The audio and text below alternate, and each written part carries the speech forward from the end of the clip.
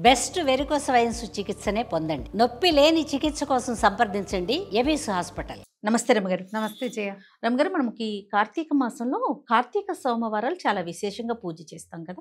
కార్తీకంలో అంటే కార్తీకము ప్రత్యేకమైన మాసం కదా. మొత్తం అంతా ఉపవాసం ఉండే వాళ్ళు ఉంటారు, ఉండగలిగే వాళ్ళు, అది వేరే కథ. సోమవారాలు ప్రత్యేకంగా చెప్తారు. మామూలుగా సోమవారం అంటే శివారాధనకి అత్యంత ప్రధానమైన రోజు. అవును, ఈ కార్తీకమే శివారాధనకి ప్రత్యేకం కదా. కార్తీకంలో స్నానం, దానం, జపం, తపం అన్నీ ముఖ్యమైనవే. వీటితో పాటు పురాణ శ్రవణం కూడా. ఈ సోమవారాల్లో పగలు ఉపవాసం ఉండి సాయంకాలం చుక్కలు చూశాక దీపారాధన చేసుకుని, వంట చేసుకుని, శివారాధన చేసుకుని అప్పుడు భోజనం చేస్తే మంచిది. ఓకే. మామూలుగా శివారాధన ఉదయకాల అభిషేకంతో పాటు ప్రదోషకాల ఆరాధన చాలా విశేషమైనది. ప్రదోషకాలంలో పరమేశ్వరుడట తాండవం చేస్తాడు ప్రతి ప్రదోషంలోనూ. మనం ఈ ఉజ్జయిన్ లాంటి దేవస్థానాలకు వెళ్తే సాయంకాలము అసలు ఆ ఢమరుకాలు అవి మోగిస్తారు. అసలు చెప్పరాని ఉద్వేగం వచ్చేస్తుంది జయ. గూస్బంప్స్ వస్తాయి. అవునండి. ఆ బాగుంటుందంటే ఆ మధ్యలో కాహళం, అదొక తమాషా సౌండ్, ఇట్లా తప్పెట్లాంటి ఇట్లా కొడతారు, చల్లుమంటుంది. ప్రతి సాయంత్రము ప్రదోష వేళ పరమేశ్వరుడు తాండవ వేళ ఆయనకి. ఆ సమయంలో అర్చన చేస్తే అత్యంత ప్రసన్నుడుగా ఉంటాడు పరమేశ్వరుడు అని చెప్తారు. ఓకే.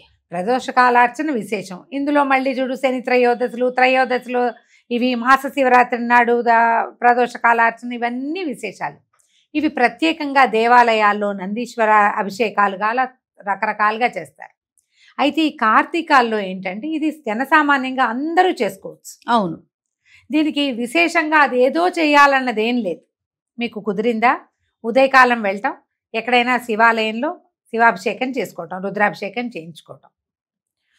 ఎక్కడైనా ఇవి చేస్తారు కదా, మృణ్మయ లింగాలతో మట్టి లింగాలకి అభిషేకం చేస్తారు, సహస్రలింగార్చన అవి చేస్తారు.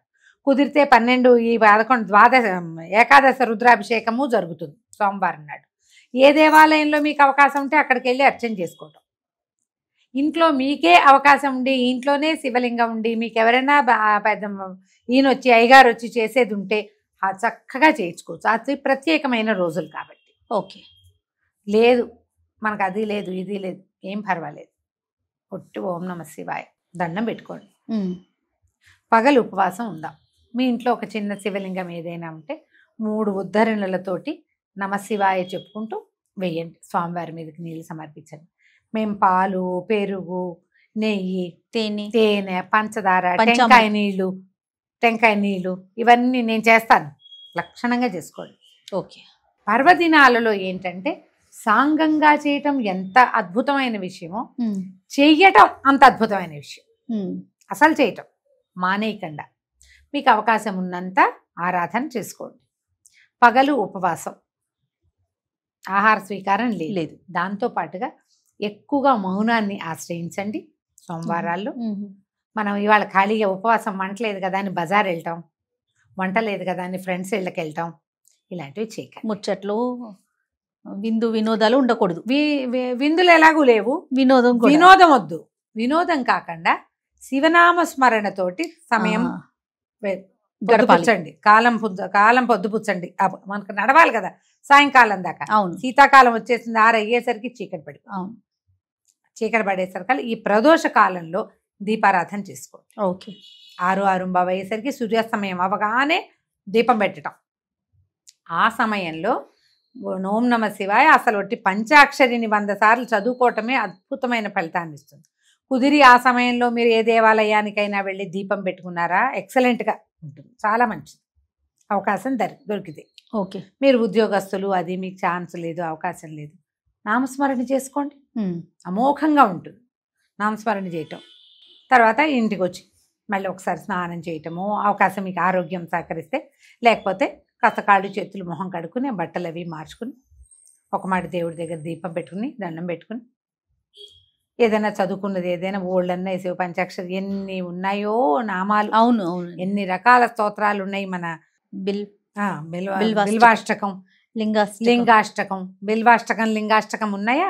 తర్వాత ఏమో శివమహిమ్న స్తోత్రము, శివ మానస పూజ. నమ్మకం చమకం కూడా చదువు. నమ్మకం చమకం ఆడవాళ్ళందరికీ ఎక్కడొస్తాయమ్మా, అవి నోరు తిరగదు. కష్టం కదా.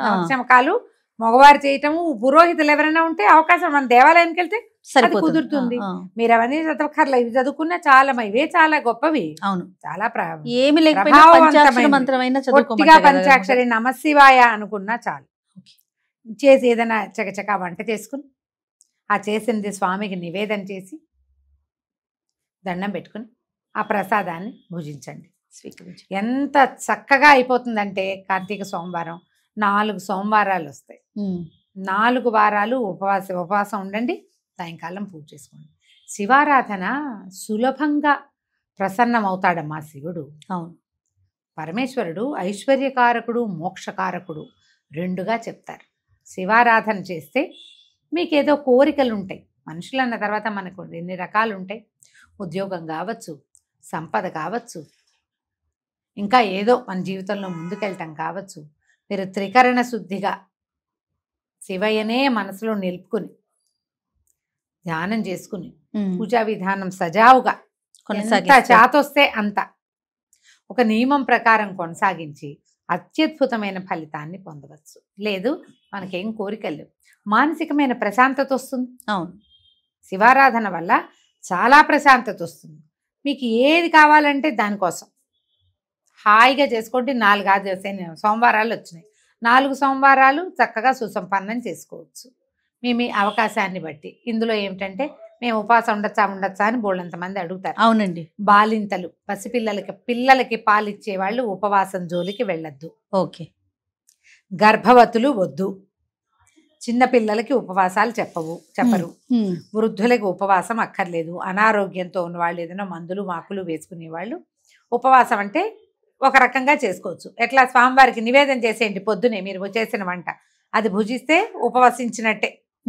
కాస్త కొంత నిశ్శబ్దం పాటిస్తూ కొంచెం శివనామస్మరణ చేసుకుంటే, గర్భవతులు కూడా 7 నెలలు వచ్చేదాకా నామస్మరణ, తర్వాత కూడా నామస్మరణ చేసుకోవచ్చు. అదేలేండి. కొంచెం దేవాలయ దర్శనాలకి వాటికి వద్దని చెప్తాం, కానీ ఇది కూడా ఉపవాసమే. స్వామివారికి నివేదన చేసిన పాలు, పళ్ళు, భోజనము, అన్నము వంట చేస్తాం. పొద్దున అదంతా చూపించి నివేదన తీసుకోండి. సాయంకాలం మళ్ళీ దీపారాధన చేసుకుని దండం పెట్టుకోండి. చక్కగా ఈ ఉపవాసం కుదురుతుంది. ఉపవసించటం అంటే అన్నం మానేయటం అనే అర్థం కాదు, భగవంతుని సమీపంలో ఉండటం. మనం ఈ ఉపవాసంతో అంటే భగవంతుని సమీప వసనంతో చక్కగా మనం సోమవారాలని సుసంపన్నం చేసుకోవచ్చు. మీ అవకాశాన్ని బట్టి చేసుకోండి. 4 కుదరలేదు, 1 వారం చేయండి కనీసం, మానేయకుండా చాలు. అలానే రమ్మగారు, నమస్తే. నమస్తే.